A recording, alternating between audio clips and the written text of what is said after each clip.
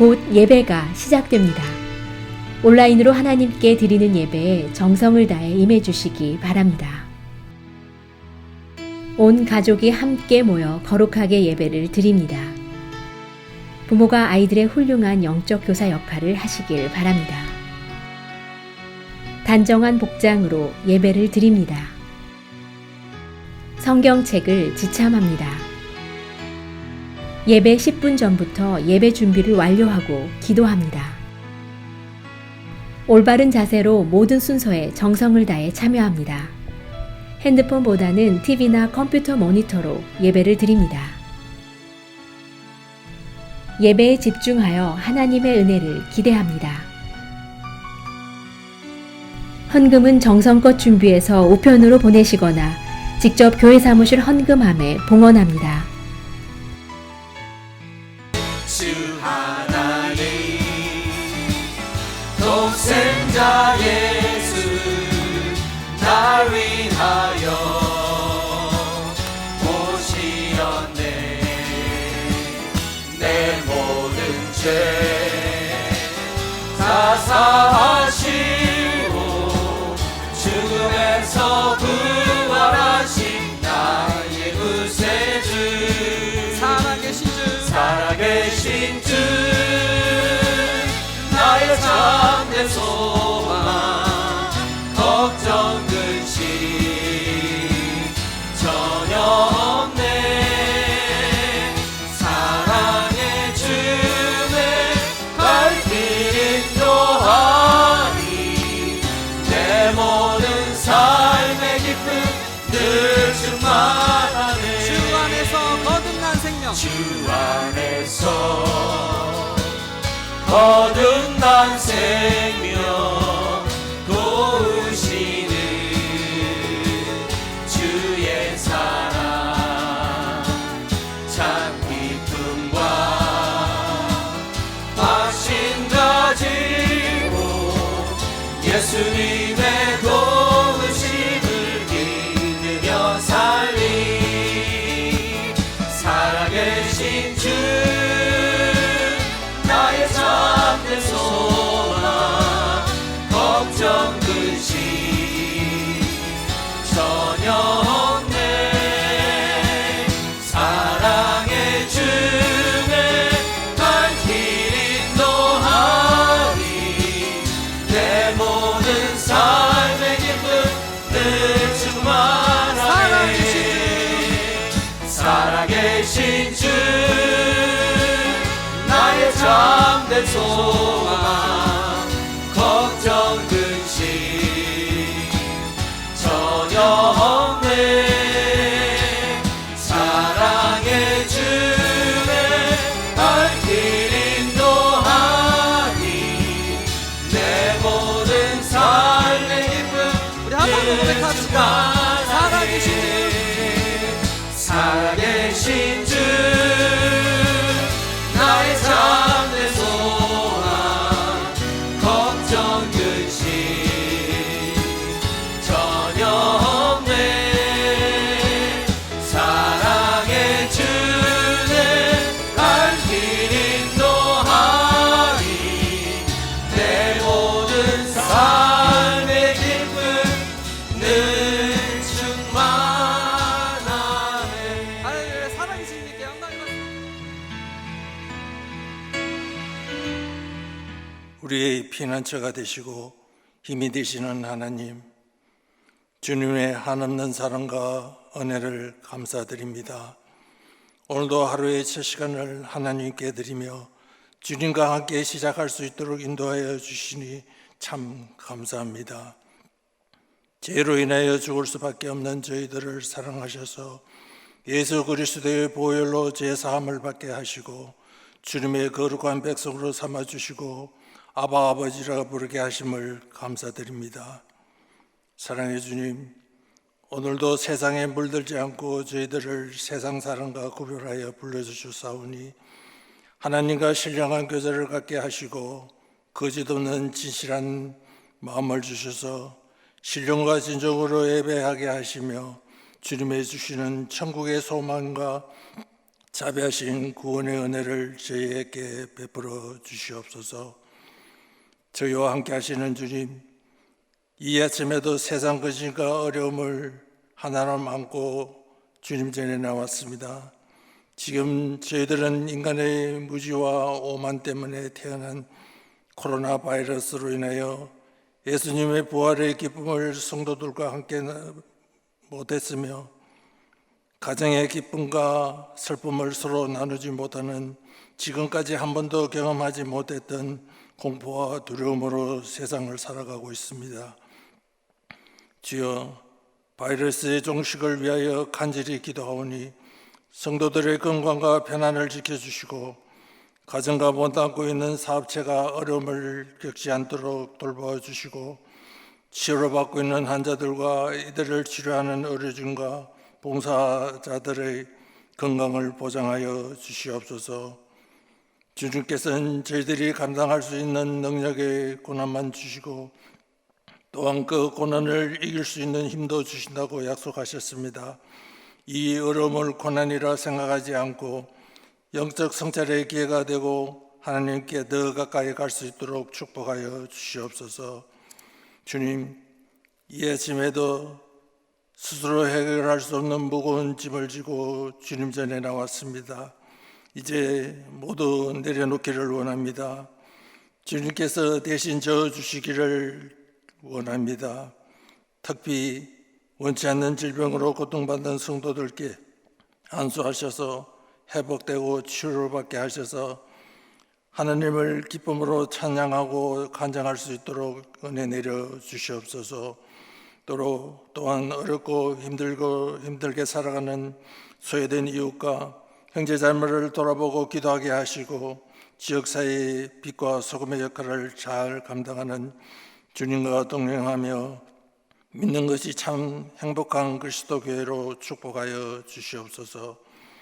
교회를 사랑하시는 주님, 한 해를 시작하면서 계획하고 소원했던 행사인 선교대회와 차세대를 위한 프로젝트, 영선훈련, 해외 선교가 코로나 바이러스로 인하여 재정적으로 위축되거나 어려움을 당하지 않도록 보호하여 주시옵소서.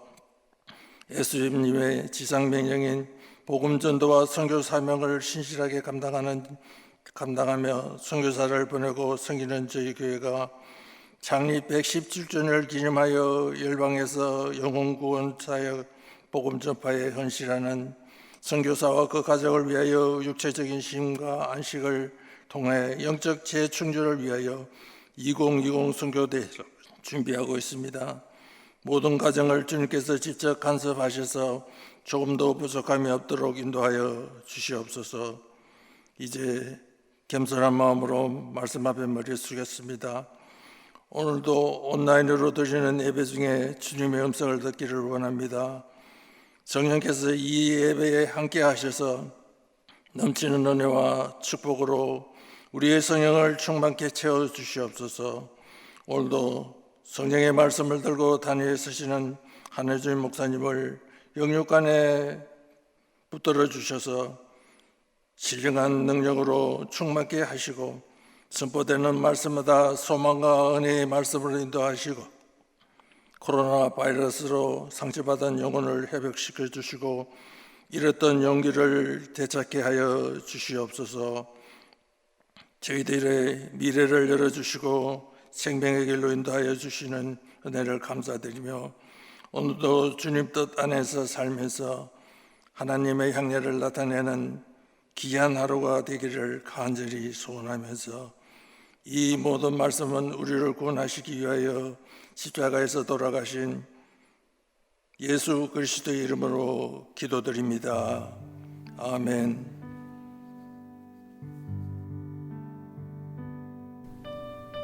오늘 우리에게 주신 하나님의 말씀은 고린도 후서 3장 1절부터 11절까지입니다. 같이 봉독하시겠습니다. 우리가 다시 자천하기를 시작하겠느냐? 우리가 어찌 어떤 사람처럼 추천서를 너희에게 붙이거나 혹은 너희에게 받거나 할 필요가 있느냐? 너희는 우리의 편지라 우리 마음에 썼고 뭇 사람이 알고 읽는 바라. 너희는 우리로 말미암아 나타난 그리스도의 편지니 이는 목으로 쓴 것이 아니오 오직 살아계신 하나님의 영으로 쓴 것이며 또 돌판에 쓴 것이 아니오 오직 육의 마음판에 쓴 것이라. 우리가 그리스도로 말미암아 하나님을 향하여 이 같은 확신이 있으니 우리가 무슨 일이든지 우리에게서 난 것 같이 스스로 만족할 것이 아니니 우리의 만족은 오직 하나님으로부터 나느니라. 그가 또한 우리의 새 언약의 일꾼 되기에 만족하게 하셨으니 율법 조문으로 하지 아니하고 오직 영으로 함이니 율법 조문은 죽이는 것이요 영은 살리는 것이니라. 돌에 써서 새긴 죽게 하는 율법 조문의 직분도 영광이 있어 이스라엘 자손들은 모세의 얼굴에 없어질 영광 때문에도 그 얼굴을 주목하지 못하였거든. 하물며 영의 직분은 더욱 영광이 있지 아니하겠느냐. 정죄의 직분도 영광이 있은즉 의의 직분은 영광이 더욱 넘치리라. 영광되었던 것이 더 큰 영광으로 말미암아 이에 영광될 것이 없으나 없어질 것도 영광으로 말미암았은즉 길이 있을 것은 더욱 영광 가운데 있느니라. 아멘.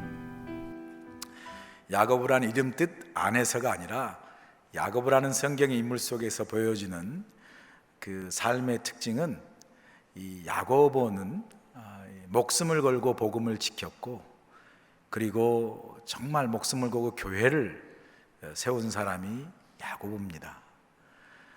성경에 야고보 이름이 두 개 다르게 나오지 않습니까? 12제자로서의 야고보는 최초의 제자 중에 순교자가 됐습니다.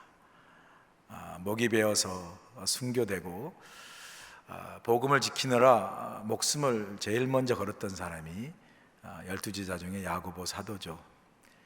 그러니까 주를 위해서 그냥 목숨을 초계같이 버린 사람이 야고보입니다. 아시나요? 네. 그리고 이제 또 예수님의 동생, 형제로서의 야고보가 나오죠. 이 예수님의 형제로서 야고보는 예루살렘 교회를 든든하게 세워갔던 중요한 교회의 지도자였습니다. 교회가 새로 세워지고 교회가 신학적으로 새로운 신학을 정립하고 복음을 증거하는 일에 있어서 최초 일어났던 예루살렘 공의회, 그죠? 우리가 복음을 이방인들에게 전해야 되겠는데 소위 우리가 말하는 이 율법을 어떻게 이방인들에게 적용할 것인가, 할례를 받게 할 것인가, 율법에 정한 모든 결례와 규례를 따르게 할 것인가. 유대인들이야 그 문화에 익숙하지만 그 문화에 익숙하지 않는 사람은 복음을 받아들이는 본질에 들어가기도 전에 주변으로 해야 할 것 때문에 아이고 못하겠다라고 손들 수 있는 그런 상황, 그런 복음이 증거가 안 되겠죠. 그 공의회 때 분명하게 결단을 내려서 복음 이방인으로 쫙 뻗어나갈 수 있도록 복음의 신학을 잘 정립해 주지 않습니까? 물론 예수님의 십자가의 부활의 복음이고 은혜의 복음이지만, 그러나 율법 할례 받을 필요가 없고 결례를 따를 필요 없고 음행이나 우상이나 피체 부정한 것을 먹거나 만지지 않도록 한 세 가지만 딱 정해놓고 마음껏 복음을 전하도록 아름답게 복음의 길을 이방인들에게 열어주는 데 중요한 역할을 했던 사람이 야고보 지도자였습니다. 그리고 교회가 순교하고 핍박을 하는 당, 그죠? 교회가 세워서 핍박과 순교를 하는 그런 상황에서도 교회가 흔들리지 않고 든든히 초대교회 최초 예루살렘 교회로 세워갈 수 있도록 교회의 기둥이 되었던 사람이 바로 야고보입니다. 그 야고보라는 이름의 성교회로 여러분들이 지금 모였고, 그 야고보 성교회에 소속된 야고보 회원들이 그런 정말 복음을 해서 살고 교회를 아름답게 세워가는 훌륭한 지도자가 되길 간절히 축원합니다. 네, 할렐루야. 오늘 제목은 하나님이 세우시는 새 언약의 일꾼이라는 제목을 제가 달았습니다. 오늘 본문에 보시면 새 언약의 일꾼에 대해서 이야기합니다. 새 언약의 일꾼.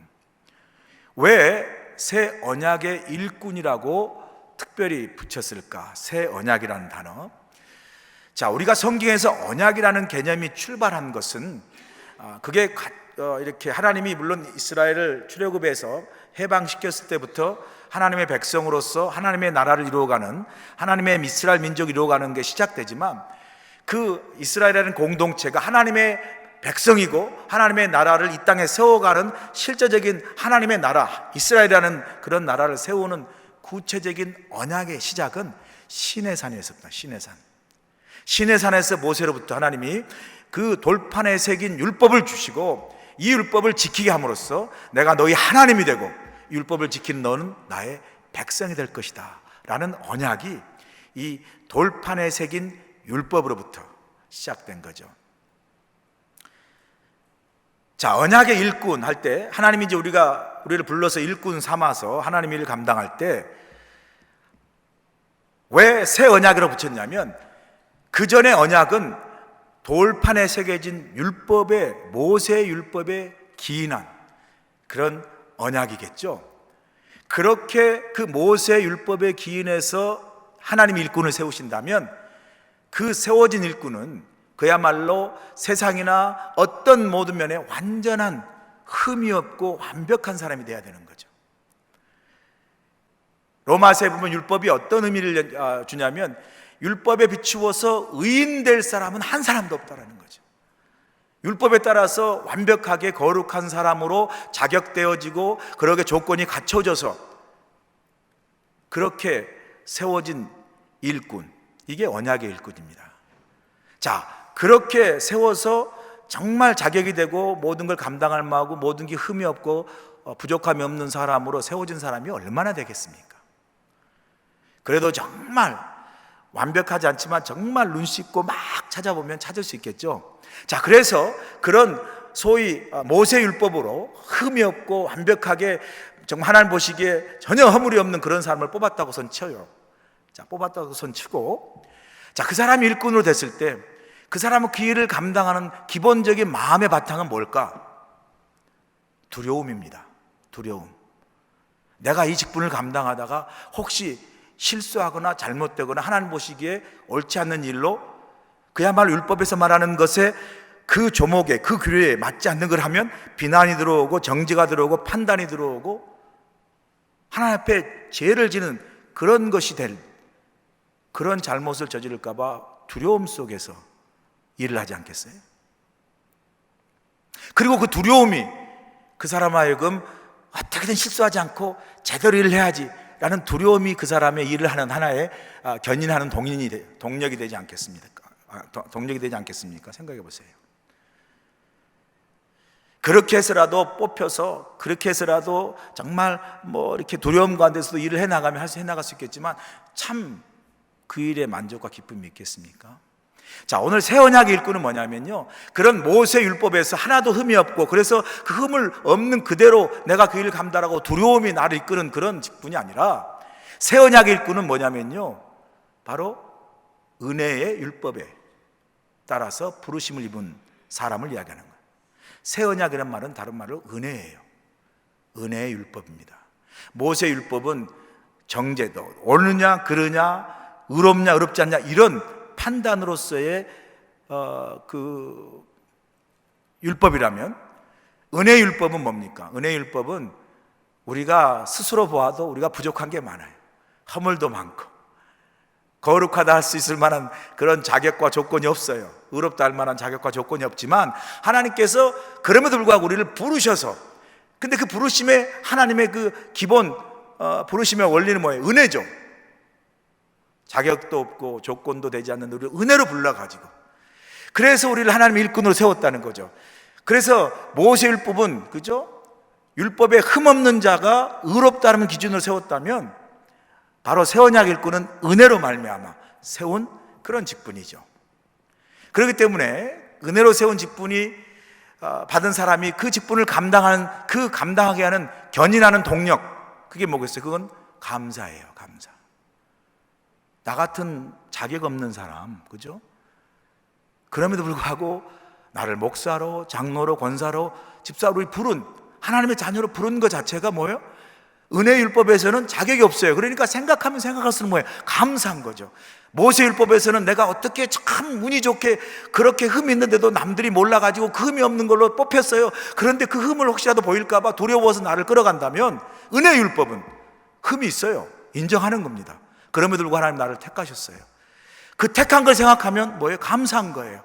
그래서 우리를 끌어가는 그 동력과 견인력은 뭐예요? 감사예요. 그게 새 언약의 일꾼의 특징입니다.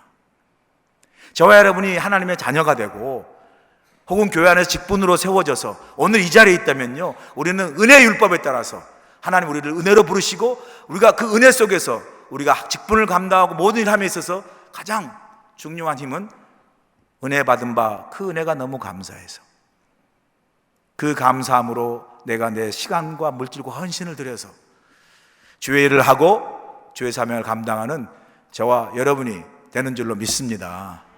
이게 새 언약의 일꾼의 특징이에요. 자, 그러면 오늘 이 사도 바울이 새 언약의 일꾼, 하나님이 세우시고 부르시는 새 언약의 일꾼, 그런 기본적인 전제와 원리 속에서 새 언약의 일꾼은 세 가지 특징을 가졌다고 이야기해요. 세 가지 특징. 자, 오늘 본문에 보니까 새 언약의 하나님 부르신 새 언약의 일꾼이 가지는 세 가지 특징의 첫 번째는, 새 언약의 일꾼은 누구냐? 모든 사람이 알고 읽는 그리스도의 편지된 사람이어야 한다는 거예요. 그리스도의 편지된 사람. 자, 보세요. 자, 2절 보니까 너희는 우리의 편지라 우리 마음에 썼고 무사람이 알고 읽는 바라. 너희는 우리로 말미암아 나타난 그리스도의 편지니 이는 먹으로 쓴 것이 아니오 오직 살아계신 하나님의 영으로 쓴 것이며 돌판에 쓴 것이 아니라 오직 육의 마음판에 쓴 것이라. 그러니까 새 언약의 일꾼은 어떤 사람이냐면요, 어떤 사람이 그 사람을 봐도 그 사람 속에서 그리스도의 편지를 읽을 수가 있어야 된다는 거예요. 편지처럼 그 사람을 보면 그 사람을 통해서 그리스도가 누구인지 알고 그리스도가 보이고 그리스도의 지난주에 본 것처럼 향기가 나고 그리스도 안에 냄새가 나고 그리고 그리스도를 알 수 있는, 그렇게 그리스도를 전해주는 편지. 여러분, 편지하면 뭐가 생각나세요? 편지하면 말없이 건네주고 달아난 차가운 손, 가슴속 울려주는 눈물 젖은 편지. 이런 편지 말고, 편지하면 여러분 한번 생각나는 게, 우리 어렸을 때 국군 편지 썼잖아요. 추운 겨울에 국군 아저씨 안녕하세요 뭐 이렇게 쓰고, 뭐 그런 것보다도 연애 편지 써보신 분 손을, 연애 편지. 다 중매 결혼하셨구나. 여기는 전부 다 중매 결혼. 연애 편지 쓴 사람이 한 사람도 없어요. 전부 다 중매 결혼했어요. 저만 연애 결혼했어요. 저는 우리 집사람 연애 편지를 썼거든요. 야, 그때 진짜, 요즘은요 디지털 시대라 편지 안 쓰잖아요. 이메일하고 메시지하고 카톡하고, 그것도 뭐하면 요즘 아이폰에 페이스타임 하잖아요. 얼굴 보면서. 편지가 필요 없어요. 근데 아날로그 시대의 편지는요, 지금은 좀 빠르고 편리할지 몰라도 우리의 깊은 마음을 참 진정되게 그냥 막 표현하고 마음이 애리고 막 정말 그 편지 보면서 눈물 나는, 여러분 이메일 읽으면서 눈물 흘린 적 있어요? 여러분 메시지 보내면서 눈물 나던가요? 이메일이나 메시지나 카톡 보면요 아주 형식적이야. 그냥 할 말만 하고 또 할 말 아니면 별로 쓸데없는 말 하고 그러잖아요. 근데 옛날 편지는요, 부모님 전상서 그러면 그냥 눈물이 나요. 부모님한테 시골에 계시거나 떨어져서 편지, 이민 와서 편지 써보시면 손 들어보세요. 아무도 안 계세요. 저만 썼어요. 저만. 보니까. 야, 근데요, 저만 쓴 게 아니라 저희 아버님이 제가 유학할 때 보냈던 편지가 있고, 제가 서울에 있었을 때 아버님이 시골에 목회할 때 보냈던 편지가 있어요. 제가 지금도 그 편지를 갖고 있어요. 그러니까 옛날에 그 편지 하얀 거에 줄 써가지고 그 편지 하도 오래 갖고 다니니까 이제 이게 낡아지는데, 그래도요 가끔 꺼내보면요, 우리 아버지가, 우리 아버님 이러셨구나. 눈물이 나요. 제가 예전에 보니까 한 편지는, 의진아, 그래서 편지에다 돈을 보내셨던 거야. 내가 500원 보낸다. 정말 500원. 근데 그때 당시 거의 78년 정도 이렇게, 제가 이제 그 아이 고등학교 때부터 이미 집을 떠나서 공부를 했기 때문에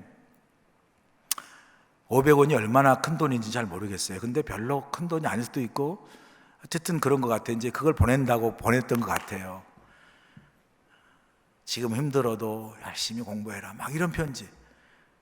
제가 그걸 벌써 30년, 40년 돼도 갖고 다니는, 그걸 보면 그때 생각이 나고 아버님이 나를 향한 마음이 이런 마음이셨구나 라는 게 느껴져요. 저는 물론 그때 당시 이메일이 없고 카톡이 없어서 참 다행이라고 생각해요. 너희는 그리스도의 카톡이라, 너희는 그리스도의 메시지라, 이메일이다. 별로 감동이 안 와요. 편지라 그러면 감동이 와요. 편지는요, 어떨 때는 말보다 우리 마음을 더 깊게 이렇게 보여주고 전달해주는 힘이 있어요. 우리가 잃어버려서 좀 아쉽지만 그 편지에 갖고 있는 그 파워가 그거잖아요.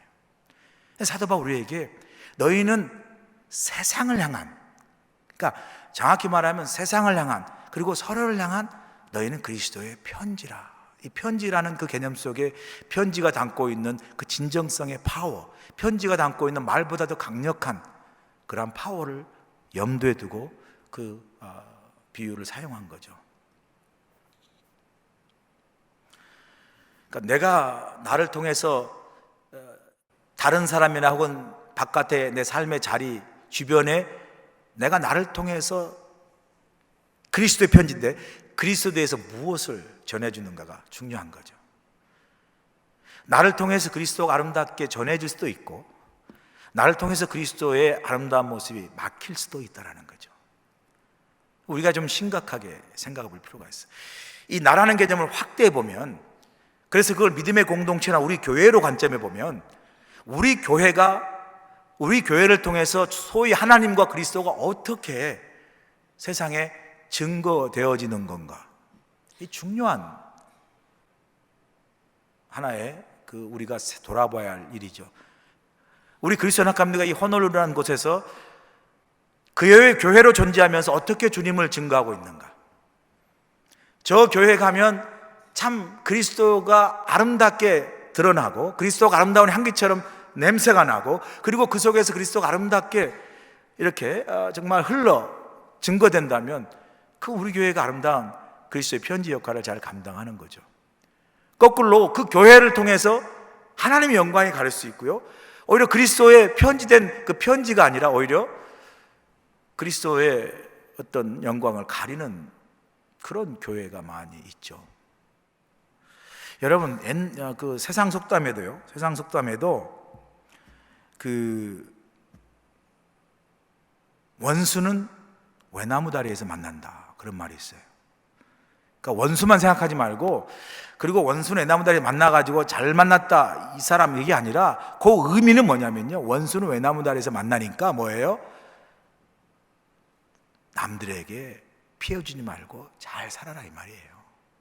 언젠가 만난다는 소리 아니겠어요? 근데요, 원수는 외나무 다리에서 만난 게 아니라 원수는 기도원에서도 만나고 교회에서도 만나더라고, 내가 보니까. 원수라는 표현은 죄송하지만 제가 미국 유학 나가가지고 한번 그 전도사 시절로 교회를 갔습니다. 그래가지고 교회 가서 이제 유학 막았으니까 교회 잡기도 힘들고 또 교회에서 봉사하는 것도 참 감사하죠. 거기서 이제 봉사하고 받는 사례비로 또 유학생활도 하고, 또 어차피 신학생이고 이렇게 목사 가는 길이기 때문에 또 교회에서 봉사해야 되고, 뭐 그건 어떻게 떠날 수 없는 조건이니까. 그래서 교회 이제 봉사하는 거, 일할 수 있는 것만 해도 감사하죠. 한국에서야 뭐 한인교회가 많아서 전임 전도사 다 하지만 미국의 유학이라는 게 와서 한인교회 찾기가 얼마나 힘듭니까? 또 신학교 가까이 있어야 되고요, 그죠? 뭐 멀은 도시에 있어봐야 그림의 떡이 갈 수가 없으니까. 그래서 그나마 그 교회에서 이렇게 봉사하는 거 참 감사했는데, 그 목사님 교회에 가서 이제 전도사로 문도 잠고, 그리고 LA 다운타운까지 자동차 운전해가지고 할머니들 다 모시고 교회 와서 예배 드리고, 예배 끝나면 점심 다 먹을 때까지 기다렸다가 또 우리 그 LA 다운타운 사는 그 뭐 할머니들, 차 없는 분들, 할아버지 다 모시고, 아파트가 다 달라요. 한 번에 몰아 살면 좋겠는데 다 다르기 때문에 다 다니고 교회 딱 들어오면 4시 반 내지 5시가 돼요. 왜냐하면 그 당시 교회를 빌려봤기 때문에, 자체 교회 갔기 때문에 교회를 미국 교회 다 끝나고 이제 뭐 11시 반이나 12시인가 들었던 것 같아요. 그리고 끝나고 한 2시 가까이 돼서 밥을 먹고 헤어졌으니까. 그러니까 돌다 보면 5시 넘어가요. 그러고 집에 가고 그렇게 했는데, 저희 집사람이 이제 만삭이 다 돼가고, 이 둘째 애가. 근데 뭐 거두절미하고, 나는 열심히 했다고 생각하는데 딱 1년도 이제 1년 됐군요. 1년 딱 됐는데 불러가지고 나가라 그러더라고요. 나가라. 그때는 뭐 나가라 그러면 나가는 거죠. 근데 그때가 이제 우리 집사람이 만삭이 그렇게 힘들어가지고 참 어려울 때인데, 나가라 그러니까 참 이제 나갔죠. 나갈 때 그래도 난 그분한테 이 큰절하고 나왔습니다. 1년 동안 나 참 데려오셔서 감사하다고. 난 참 배운 게 그거여가지고 내가 진짜 목사님 앞에서 큰절을 했어요. 나 1년 동안 거두어줘서 고맙다고. 그러고 제가 나왔습니다. 그렇게 우리 아버님한테 들어갈 때면 나오는 게 더 깨끗한 게 중요하다고 배웠기 때문에 제가 큰절을 하고 나왔습니다. 세배하는 절로. 그때 이제 스트레스가 많아가지고 사실은 이제 우리 집사람이 쓰러지고 이제 막 병원에 가서 죽을 뻔하고 그랬어요. 이제 그때 막 교회 또 없고 스트레스 받아가지고 참 많이 힘들었는데, 그렇게 했음도 불구하고 인간인지라 그 목사님이 참 마음에 이렇게 섭섭하더라고요. 섭섭해요. 항상 남았어요. 지금도 그분이 누군지 알아요. 참 귀하게 기억되는데 마음으로는 씁쓸하게 기억이 되는 분이에요. 근데 어느 날 제가 이제 산에 가서 막 이제 집회하러 이렇게 가고 하는데, 맨 조그만 기도원의 조그만 방에서 수염 길어가지고 이렇게 하신 분이 계시더라고요. 그래서 누군가하고 서로 인사했는데 웬걸 그 목사님이 다 거기 와 계신 거예요. 안녕하세요 하는데 딱 얼굴 보는 순간 그분이야. 그때 제 심정이 어떻겠어요? 그분이 이제 교회가 좀 망가져가지고 없어져가지고 하나님 앞에 기도하고 막 이제 결단하러 오셨더라고요. 근데 그 상황을 이제 어떻게 살짝 들었어요. 근데 속으로 저도 같이 기도하겠습니다 그런 말이 안 나오고, 에이 잘 됐다 이런 말이 막 속에서 이렇게 솔직히 나오는 걸 제가 직접 말은 안 했지만 그런 마음이 들더라고요. 그분도 좀 미안해 하시죠. 그래서 우리가 참 그럴 거 아니다라는 생각이 들어요. 왜 우리가 그렇게 그리스도의 편지냐면요, 우리가 하는 것은 우리 하는 것으로 끝나지 아니하고 우리를 통해서 주님이 드러나고 주님이 나타나기 때문에 그래요. 마태복음 5장 16절에 보니까 주님이 그래서 이렇게 말씀하세요. 이같이 너희 빛이 사람 앞에 비치게 하여 그들로 너희 착한 행실을 보고 하늘에 계신 너희 아버지께 영광을 돌리게 하라. 할렐루야. 여러분, 누구를 만나든지 아직도 우리가 부족해서 훈련받을 게 많지만, 여러분의 말이나 행동이나 사람을 대하는 데 있어서, 상황을 대하는 데 있어서 완벽할 수는 없습니다. 그러나 늘 여러분의 그 모든 결정과 행동과 말 속에 주님이 여러분 안에 거하셔서 여러분의 결정과 행동과 말보다 여러분을 통해서 그리스도의 편지로 여러분의 말과 행동과 판단이 주님이 드러날 수 있기를 간절히 소원합니다. 두 번째, 새 언약의 일꾼은요, 무엇을 아는 사람이냐면요, 인생의 만족이 하나님으로부터 나는 것이라는 걸 확신하는 사람이에요. 보니까 4절 5절, 우리가 그리스도로 말미암아 하나님을 향하여 이 같은 확신이 있으니 우리가 무슨 일이든지 우리에게서 난 것 같이 스스로 만족할 것이 아니니 우리의 만족은 오직 하나님으로부터 나느니라 그래요. 물론 우리가 세워진 것은 우리 스스로의 어떤 만족과 능력에 세워진 것이 아니라 하나님께서 우리를 부르셔서 하나님 우리를 세웠다는 그 개념과 연결되지만, 또 더 넓게 확대하면 우리의 모든 인생의 모든 만족과 기쁨이 우리로부터 나는 것이 아니라 하나님께로부터 난다라는 건 확신이 있어요. 왜 새 언약의 일꾼, 특별히 하나님의 일을 감당하는 사람이 이런 확신이 있어야 되냐면요, 우리가 잘못하면 우리가 하나님의 일을 감당하는 일꾼으로 사역하고 사명을 맡을 때 우리의 만족과 기쁨을 사람에게 두잖아요. 그럼 시험당해요. 내가 이렇게 하고 이렇게 했는데 이렇게 사람들이 나를 못 알아주고 이렇게 나에게 감사한 표시도 없고 내가 이만한 대우를 받아야 되는데 목사님이나 교회가 이만한 대우를 하지 않고 하는 이 사람에게 만족과 기쁨을 구하는 순간, 그것은요 스스로가 그 사람들과 비교해서 높아지는 교만으로 가거나 아니면 그것에 대해서 불평과 원망으로 시험 들어갑니다. 그렇기 때문에 사도 바울은 우리의 만족을 어디에? 하나님께 두라는 거예요. 하나님께 두라는 거예요. 하나님께 두라는 거예요. 일꾼으로의 개념으로서 우리가 일하고 사명하고 하는 모든 만족을 하나님께 두는 것, 이것이 우리가 받은 직분과 사명과 소명을 흔들림 없이 잘 가게 하는 비결이에요. 목회자인 제가 목회하면서도 어찌 여러분들의 반응과 사람들의 반응과 성도들의 반응을 제가 어찌 무시하고 신경을 안 쓰겠습니까? 그건 어쩔 수 없는 거예요. 여러분도 마찬가지. 누군가 할 때 사람에 대한 것의 반응과 사람에 대한 어떤 관계 이런 걸 신경 안 쓸 수가 없어요. 그러나 그것이 여러분의 가는 길의 모든 목적과 모든 결과의 모든 것이라면요, 여러분은 그것 때문에 여러분이 원하는 길을 갈 수가 없어요. 제가 때로는 사역하다가 이런저런 사람의 생각 때문에, 사람의 반응 때문에 힘들 때가 있어요. 그게 좋은 반응이면 좋은 반응이 와서 잘못하면 교만하기 때문에 두려워해야 되고요. 그죠? 막 좋다 그러면 내가 정말 좋은 줄 알고 내가 최고인 줄 알고, 그래서 내 스스로 그 만족에 빠져서 내 스스로 교만에 빠지는, 내 웅덩이에 빠질 수 있는 그런 의미 있고요. 또 그것에 반한 리액션이 나오고 뭐 좀 싫어하고 반대하면요, 그것에 대해서 강하게 인간적인 감정적으로 대하고자 하는 반응이 내 안에 또 있어요. 솔직한 고백입니까? 잘한다 그래도 교만에 빠질 수 있고요, 그거에 대해서 거스르게 하는 것, 막 반대하고 하는 이것에 대한 리액션으로, 그것에 대해서 인간적인 감정으로 싸우고 나가고 싶은 마음이 생겨요. 이 둘 다 위험한 겁니다, 여러분. 둘 다 위험한 거예요. 이 둘 다를 놓고 이렇게 저렇게 흔들리기보다 내 이 모든 것 속에 하나님의 내 부르심의 소명의 중심이라는 마음을 갖고요, 하나님이 내 그 모든 상황 속에서 기준이라는 걸 잡고요, 필요하다면 나 교만도 하나님 앞에 엎드리고요, 무너뜨리고, 필요하면 나의 인간적인 반응과 감정적인 반응도요, 하나님 앞에 내가 절제하는 거예요. 연약하기 때문에 그렇습니다. 우리가 하고 싶은 대로 다 하고 살면 얼마나 좋겠습니까? 그런 하고 싶은 것을 다 하고 살아도요, 여러분 하고 싶은 말 다 하고, 여러분은 감정 나는 대로 다 하고, 그거요 진짜 연약하고 미성숙한 사람입니다. 성숙한 사람은 가진 자유를 절제하는 사람이에요. 할 수 있는 말도 절제하고, 할 수 있는 감정도 절제하고, 할 수 있는 행동도 절제하는 거예요.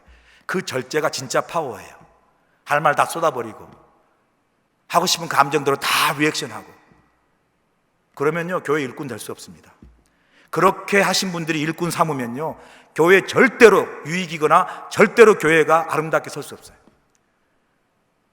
교회는 여러분의 생각과 감정들을 조금씩 서로를 위해서 절제하고 배려하는 마음이 있어야 교회가 은혜 가운데 잘 서갈 줄로 믿습니다. 이거 안 되면요 스스로 돌아보셔야 돼요. 스스로 돌아보셔야 돼요. 저도 마찬가지입니다. 저도요 그런 반응의 감정들이 생기잖아요.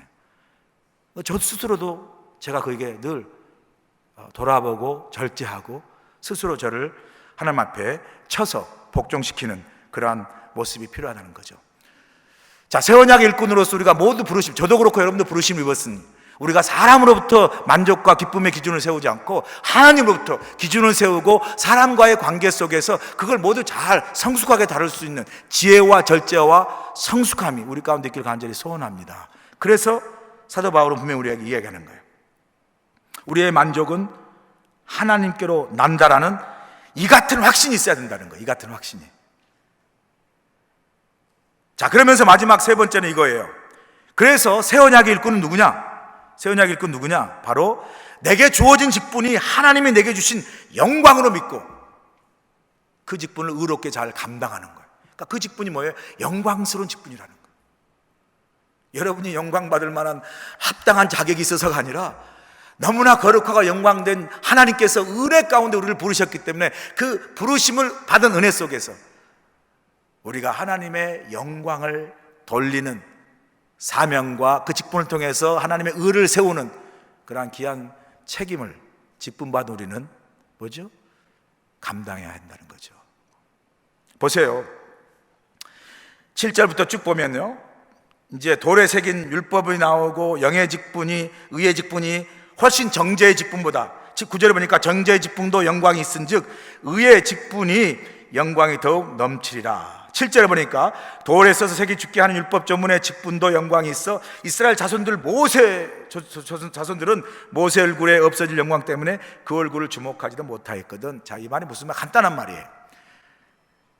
모세가 율법을 받을 때, 율법 받은 모세가 돌판을 가지고 나왔을 때에 하나님의 받은 그 은혜의 광채 때문에 그 온 몸에서 빛이 났어요.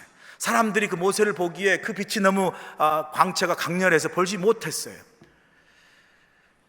그렇게 율법을 가지고 하나님 백성 되게 한 모세의 직분마저도 하나님이 의롭게 해서 영광 가운데 빛을 나게 하시고, 그런 요새는 결국 죽었다는 거죠.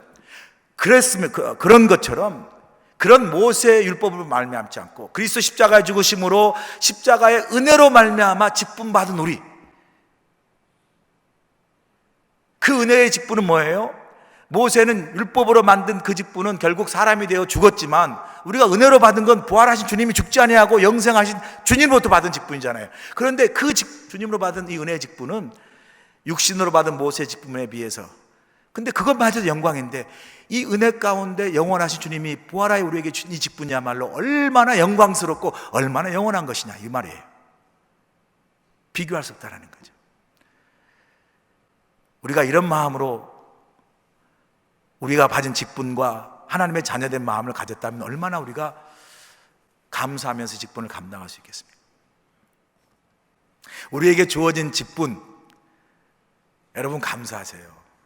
제가 요즘 또 이제 책을 좀 많이 읽으면서 좀 시간 내서 그 프리드리히 니체가 쓴 말을 모아놓은 어록에 대한 책을 읽는데 삶에 대해서 이런 이야기를 해요. 어차피 우리는 다 한시적인 존재고 앞서거니 뒤서거니 결국은 다 죽음의 길을 갈 수밖에 없는 존재라는 거죠. 그런 우리가 뭐 미래를 생각하면서 이렇게 뭐 아웅다웅 막 그렇게 하기보다도 지금 내게 주신 현실에 감사하며 지금 이 현실 속에서 만족과 기쁨을 누릴 수 있는 삶의 지혜와 비결을 가지는 것이 현명한 사람이다, 이런 말을 해요. 너무나 잘하는 말 같지만 또 갑자기 그렇게 들으니까 다시 제 각인되는 것을 경험합니다. 다음에 조금 여유가 생기고 다음에 애들 다 크고 다음에 좀 사업도 잘 되고 그리고 다음에 시간이 나면 그때 열심히 하겠다고, 여러분 그건 사탄이 제일로 잘 쓰는 말이에요. 사탄은 항상 가장 잘 쓰는 말이 다음에, 언젠가. 근데 주님은 가장 좋아하는 말이 뭐예요? 지금, right now. 다음에 여러분 기회가 있다 생각하지 말고 지금 내게 주어진 이 목사라는 직분, 지금 여러분에게 주어진 야고보 선교회라든가 어떤 직분이든 간에 감사하시고 항상 주님과 기쁨으로 동행할 수 있길 간절히 소원합니다. 자, 마지막으로 한 절만 성경 보고 이제 마치죠. 베드로전서 4장 10절 11절의 말씀에 우리 기도의 뜻 한번 제가 나눈 기억이 나는데, 베드로 4장 17절 우리 다 같이 한번 읽어보죠. 10절 시작. 각각 은사를 받은 대로 하나님의 여러 가지 은혜를 맡은 선한 청지기 같이 서로 봉사하라. 11절 만일 누가 말하려면 하나님의 말씀을 하는 것 같이 하고 누가 봉사하려면 하나님이 공급하시는 힘으로 하는 것 같이 하라. 이는 범사에 예수 그리스도로 말미암아 하나님이 영광을 받으시게 하려 함이니 그에게 영광과 권능이 세세에 무궁하도록 있느니라. 할렐루야. 자, 이 베드로전서 4장 10절과 11절에 세 가지 중요한 이야기를 합니다. 제가 길게 설명하지 않을게요. 첫 번째, 하나님의 일꾼들은 누구냐? 그 일꾼들의 정체성에 대해서 말해요. 10절에서 하나님의 일꾼의 정체성을 뭐라고 표현하냐면 하나님의 일꾼들은 선한 청지기이다. 선한 청지기. 악한 청지기가 아니라 선한 청지기. 주인은 누구예요? 주인은 하나님이시고 그 다음에 직분 맡은 우리는 하나님이 우리에게 직분을 맡겨주신 것이다.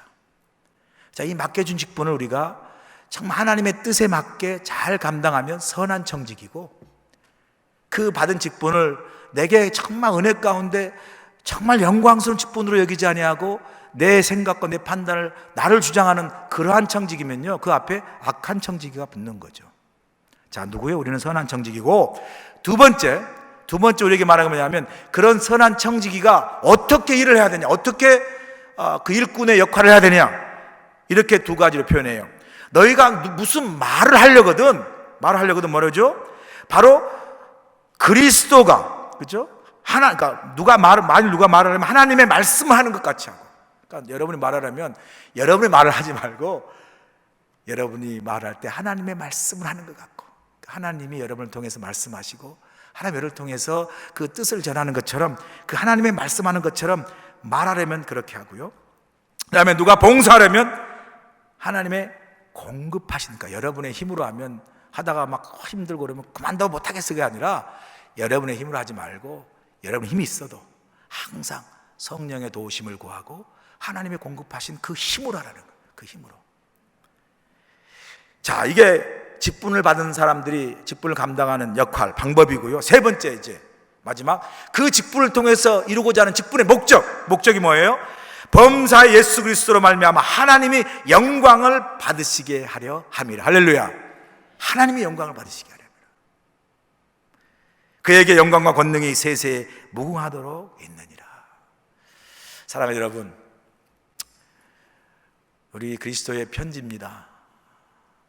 여러분을 보고 주님이 읽혀지고 여러분을 보고 주님이 보여지는 아름다운 그리스도의 편지가 되기를 소원하고요.